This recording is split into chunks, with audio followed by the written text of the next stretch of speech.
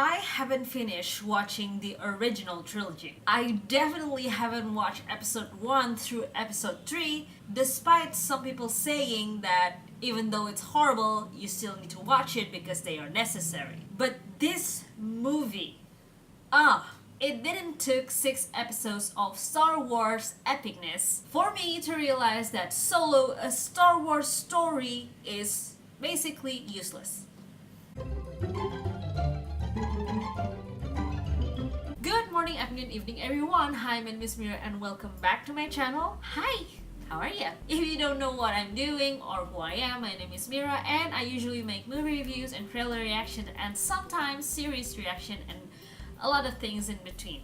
It's usually related to movies or series. And if you like what you see, please don't forget to click that bell button besides my subscribe button if you haven't, so you'll be notified if I upload something new. And trust me, that is necessary because I do not really have a schedule for uploading.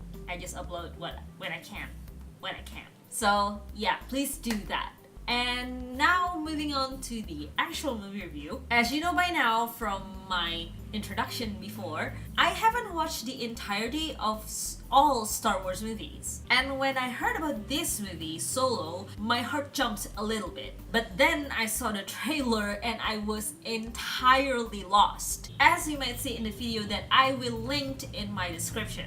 I honestly thought that I would be so disappointed. I'll just, walk out of the theater, which I never do. However, I say it throughout all the drama, all of the actions, and all of the Star Wars little Easter eggs. But I will explain to you why I think this movie is still useless.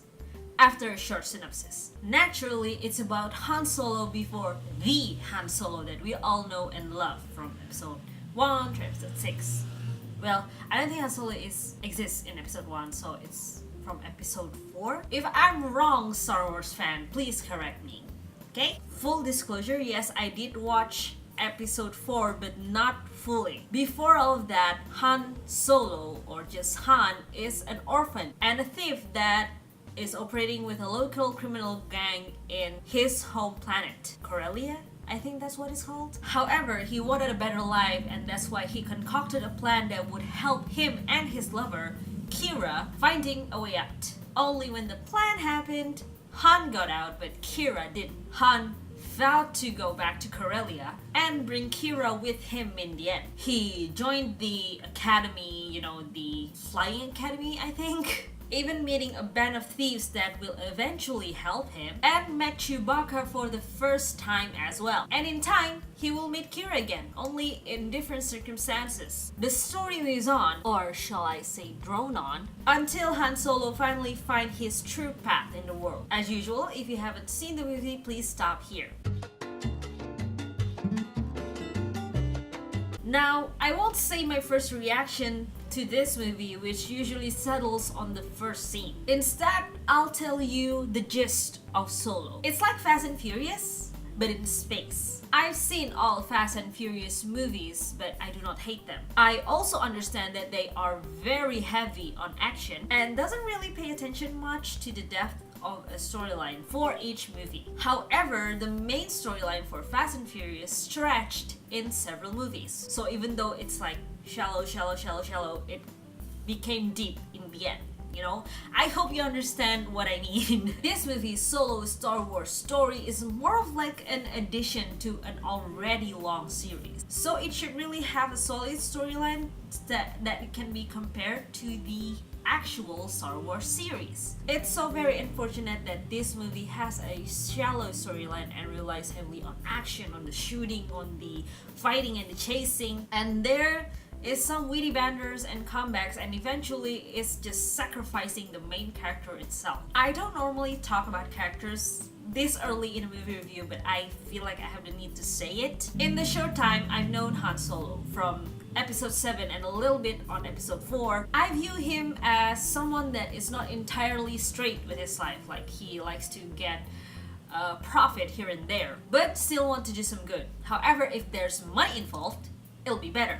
But underneath all of that facade, he has a heart, he has a brain, and he has a very solid character. Maybe it's because of the movie magic of the original series. I feel like I know him personally. However, that magical feeling that I felt, I do not feel it in Solo. I can overlook Chewbacca not being able to, break his way from an underground prison even though he has a tremendous amount of strength. I can even ignore the main villain, the supposed main villain, which is Raiden Foss. If he is taken away from the plot, it won't change a thing. So he's a basically useless character. But I cannot ignore the fact that Han Solo in this movie is not the Han Solo that probably everyone knows and can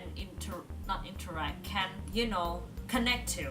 The character just lacks something. I can't pinpoint what it is, but if you are a Star Wars fan, I'm pretty sure you can pinpoint what it is and tell me much more about it. I do feel some jokes and anecdotes that are similar to the actual series, but even that cannot help the very thin plot and sporadic character, and those things doesn't really help to sell Han as the one that should be on a pedestal. I mean, the movie is named after him. Also, how he got his last name was ridiculous.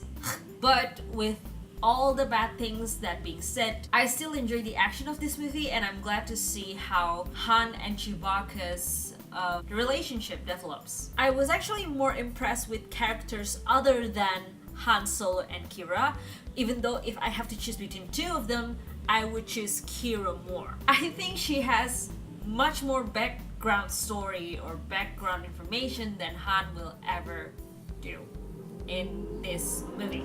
The rest of the plot is just bells and whistles, doesn't really ring or attracted me in any way, except that it is fast-paced and it is pretty much fun to watch. I think it's because the heaviness of the action scenes too that I cannot get in touch with the sensitive scenes, even though there are several of them. Like when Tobias lost his wife, and when L3, a robot with a huge and somewhat way too free personality, was destroyed and was left with nothing but her mainframe, I guess. Even when Qi'ra left Han, I just don't feel the connections or having the feelings to get in touch with it. As for the rest of the characters, I think Lando is pretty fun because he's just a character that likes to have fun. Donald Glover breathes alive to this character, and to be honest, I would very much like to see more of Lando. I think it means that I have to watch the rest of the Star Wars movies.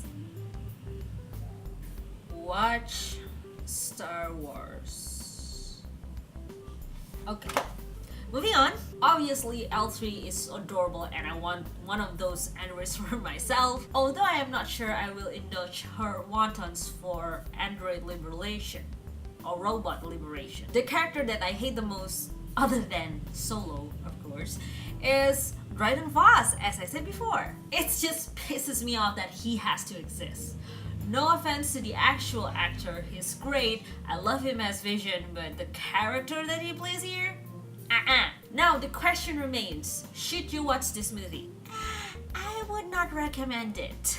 It's good for laughs and some action, but if you really do want to compare it to the original Star Wars episodes, I don't think these movies can be put together in one place. The original are way better than this one. I just do not feel the same magic, I do not feel the same oomph at all. But is it as horrible as I expected? Not really, just slightly less so. If you love Star Wars, I do not think you should watch this movie at all. But if you love action and you do not care much about character depth and solid plot, then please do watch it. It won't be magnificent, but at least it will keep you entertained. So that is all I have for you guys today. Thank you so much for watching. I hope you like this movie review, and I hope you have thoughts about how this Solo movie turned out. I know there are mixed reviews. Some said it's good, some say it's bad. However, I think no one ever said it's way too good.